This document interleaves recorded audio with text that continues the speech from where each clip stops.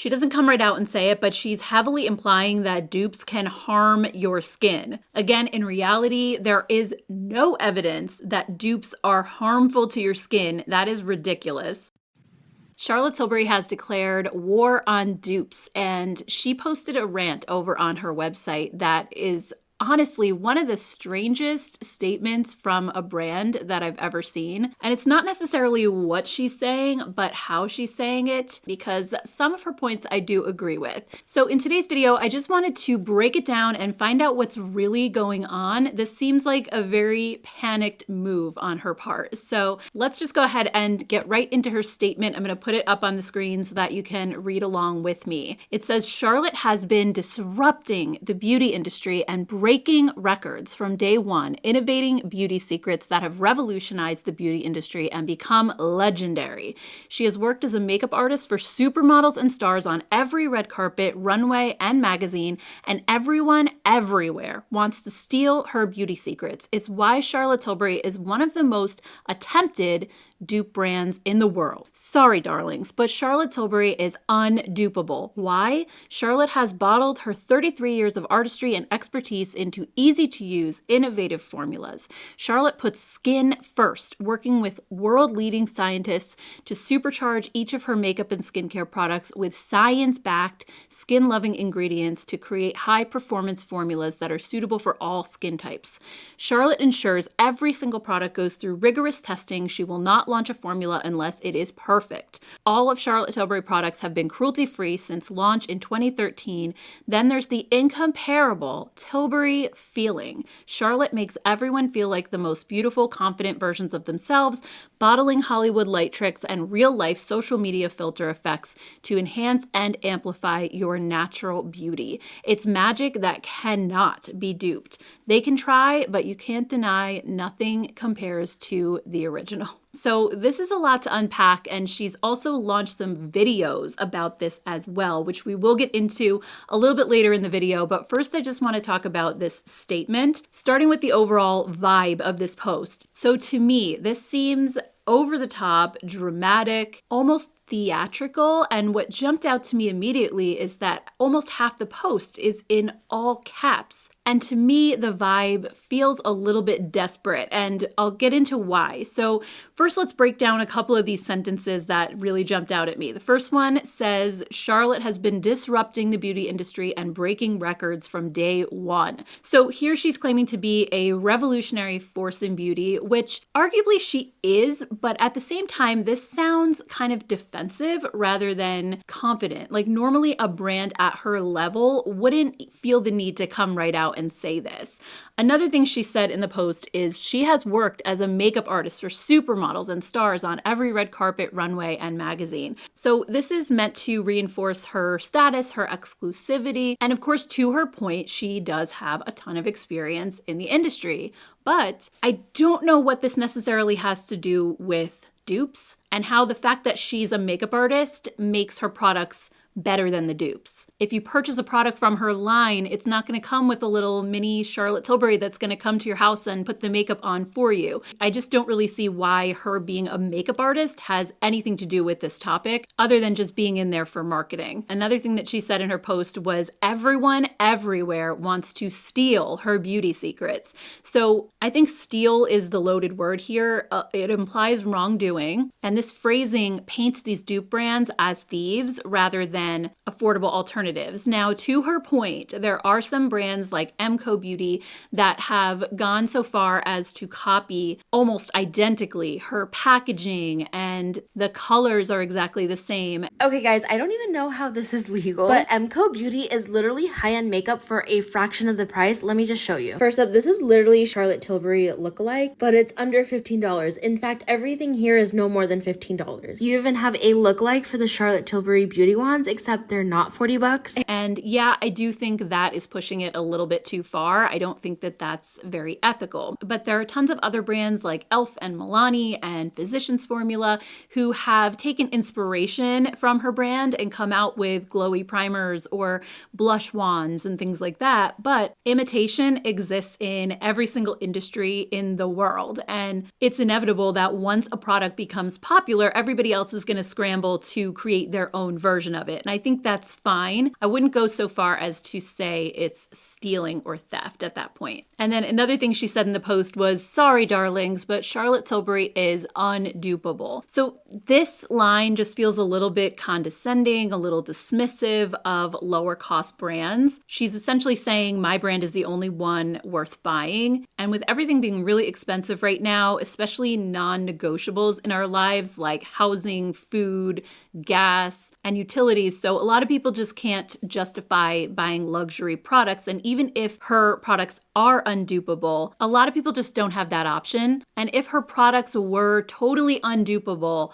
why does she feel the need to say this at all? They should just stand on their own. Another thing that really struck me about this post is, why is she screaming? I know I touched on this in the beginning when I mentioned that half of the post is in all caps, but this excessive capitalization makes me picture her sitting down to write this in like a fit of frustration rather than this being a carefully crafted luxury brand statement. It just feels kind of aggressive. I don't know if you all feel the same way. Normally, brands will use all caps very sparingly just for emphasis, and this was all over the place. And she's basically shouting every major point, which again adds to that tone of desperation and almost like she's pleading with us to believe her. Out of all of the capitalized phrases that were in here, the one that jumped out to me was the most attempted duped brand in the world. Now, again, I would not argue this point with her. I believe, truthfully, her brand is very duped. I mean, you see inspiration in tons of other brands and others like Emco Beauty, and there are some products on Amazon that almost look exactly the same down to the packaging. But what this line is saying with the use of the word attempted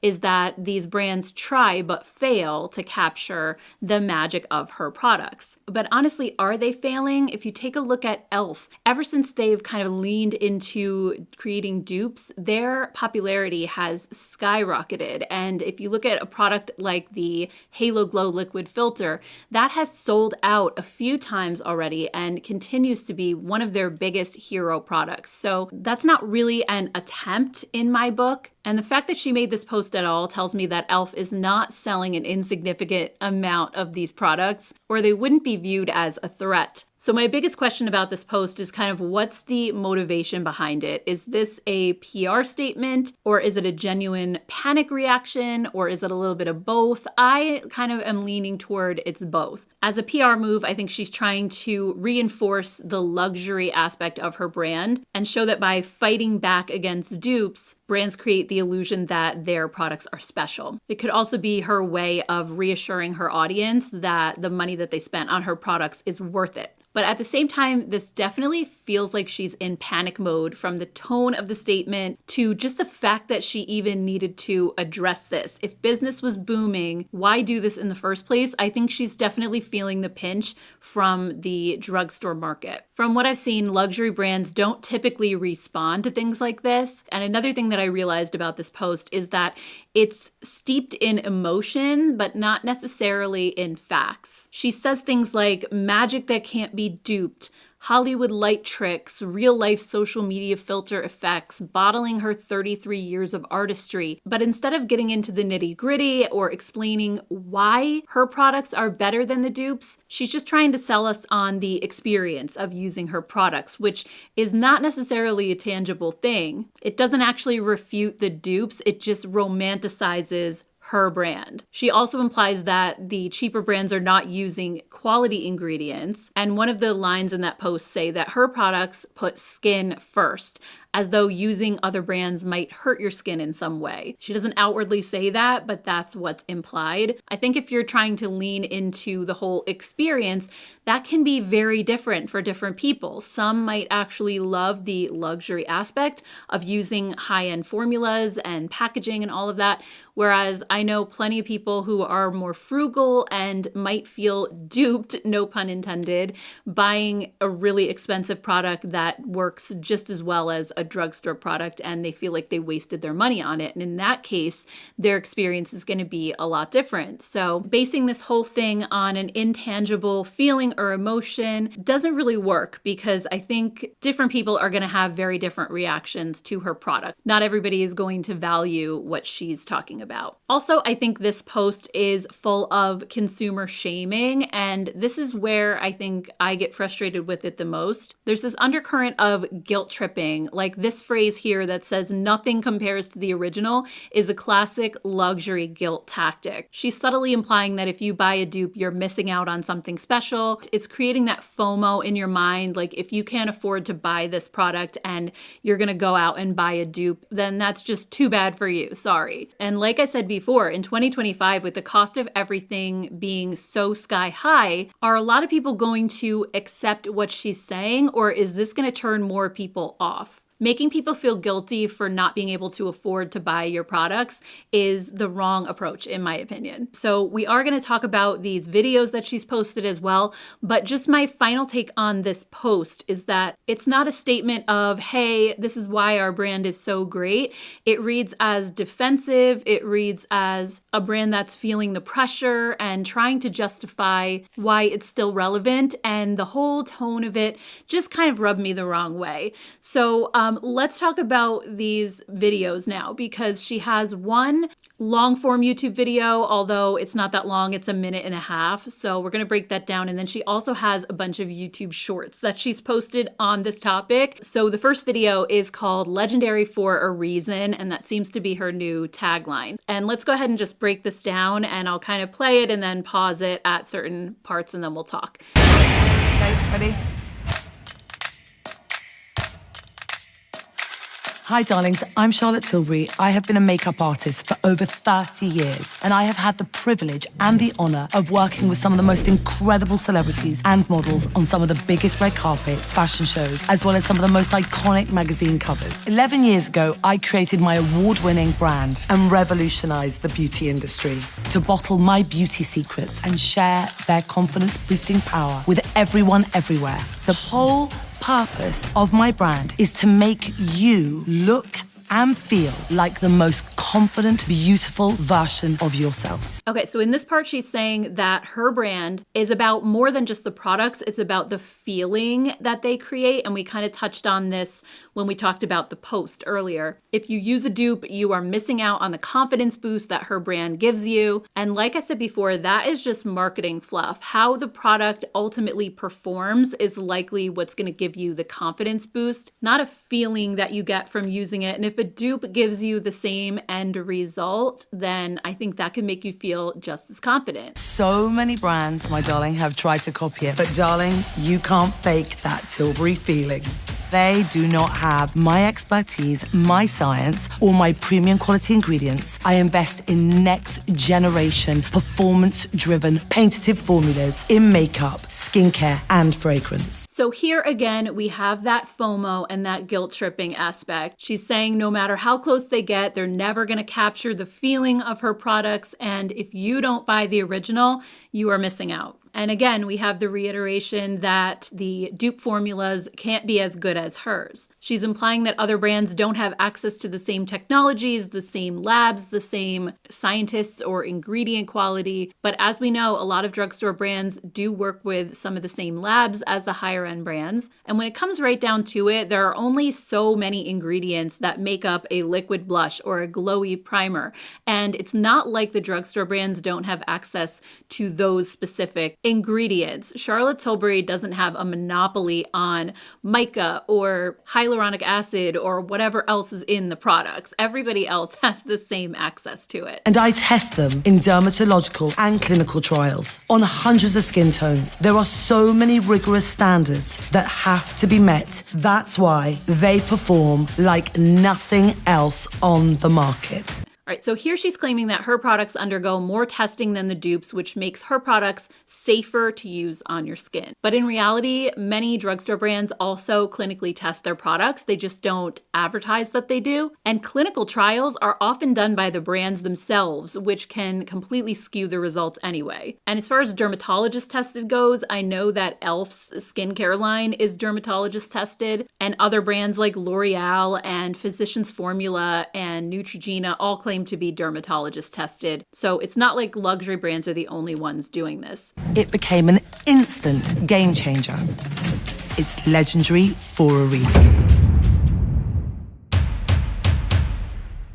All right, so that video basically kind of reinforced what we saw in the post, but she also has some YouTube shorts, and some of them, I have to admit, are clever and are pretty funny, but at the same time, she's really leaning into this anti-dupe thing. So let's check out the first one. Darlings, before you put anything on your skin, stop and think. Is this going to do more damage than good? Darlings, don't be duped. Nothing compares to the original Hollywood Flawless Filter formula. It's my multi-use complexion booster powered by skincare that will give you an instant soft focus glow, but will leave you with hydrated, smooth, plump, youthful looking skin. You can trust this. It's legendary for a reason. So this one I did think was more aggressive in tone than her first video. She doesn't come right out and say it, but she's heavily implying that dupes can harm your skin and that only her product is safe and beneficial. So she's essentially planting doubts in people's mind and making them want to second guess the cheaper alternatives. Again, in reality, there is no evidence that dupes are harmful to your skin. That is ridiculous. FDA and EU regulations ensure that all cosmetics sold to the public, whether it's drugstore or luxury, have to meet certain safety standards. And like I said before, many drugstore brands actually use very similar ingredients to the luxury brands. Let's take a case study, for example. We have Charlotte Tilbury's Hollywood Flawless Filter versus e.l.f.'s Halo Glow Liquid Filter. I asked the AI platform ChatGPT to analyze the ingredients and let us know which formula is the most beneficial for your skin. And the results were pretty surprising. So this is what it told me. It said both products share several key components. Both formulas contain water, squalane, glycerin, and dimethicone. And then on the e.l.f. side, the Halo Glow Liquid Filter has hyaluronic acid to draw moisture to your skin and give it plumpness. It has calendula flower extract known for soothing properties to calm irritated skin. And it has vitamin E, which is an antioxidant that protects the skin from free radical damage. On the Charlotte Tilbury side, the Hollywood Flawless Filter has propandiol, which enhances the absorption of other ingredients and provides hydration, and Hoya lacunosa flower extract, believed to contribute to a luminous appearance. Those specific benefits are less documented. So then it says, which is more beneficial? It says both products aim to enhance the skin's radiance while providing hydration. e.l.f.'s Halo Glow Liquid Filter, it says the inclusion of hyaluronic acid offers enhanced moisture retention, making it particularly beneficial for those with dry skin. Additionally, calendula extract and vitamin E provide soothing and antioxidant benefits. Charlotte Tilbury Hollywood Flawless Filter, it says, while it contains ingredients that hydrate and smooth the skin, it lacks some of the additional beneficial components found in the e.l.f. product. So the final verdict says, considering both formulations, e.l.f.'s Halo Glow Liquid Filter may offer more multifaceted benefits due to its inclusion of those ingredients that it has. However, individual experiences can vary based on skin type and personal preferences. So it's interesting because she's not saying my product performs better. She was saying it's safer and more beneficial for your skin in that video. So that taking off the table which one you like better, whether you think the e.l.f. Halo Glow looks better on your skin than the Charlotte Tilbury one, if you're just looking at the ingredients, the fact that she could say that e.l.f.'s ingredients are subpar is completely false. Luxury brands don't have a monopoly on safe ingredients. This is just fear-mongering, and she wants you to trust her brand over everything else. She wants customers to hesitate before buying a dupe. She frames them as risky, low quality, and misleading, which is not the case unless you're talking about counterfeit products, which are illegal. And in that case, yes, I wouldn't trust them either. But I believe what she's talking about here are just the dupes, because those are the ones that are the biggest threat to her brand. All right, let's take a look at another YouTube short.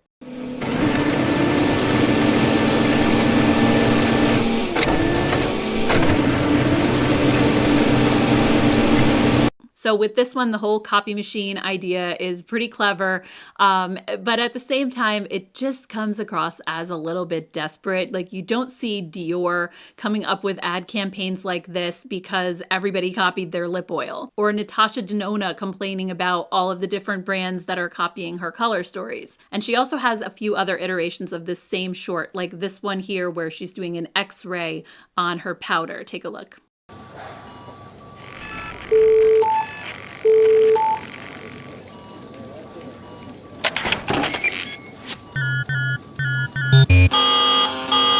So in this one, she has a side-by-side, and she's saying that hers has a natural matte finish, an airbrush effect, reduces shine for up to 12 hours, and is good for your skin, whereas the dupes on the other side are flat and dull, accentuate lines and pores, need touch-ups, and are drying, cakey, and patchy. So to be fair, I haven't tried a lot of setting powders because I have really dry skin, but I know that a lot of people were claiming that the number 7 powder at the drugstore was very similar to her powder, and I did try that one and I thought it was beautiful. Like, it was such a high quality formula. So just going by that one alone, I could say that this ad isn't necessarily accurate. Let's see another one.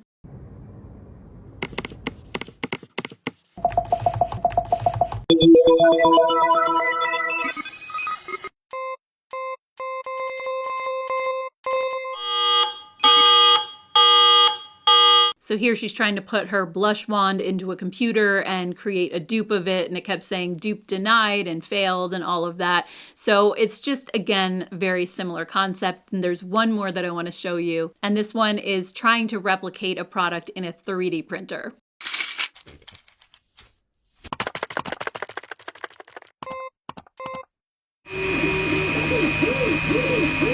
Copy, fail, copy, fail, copy, fail.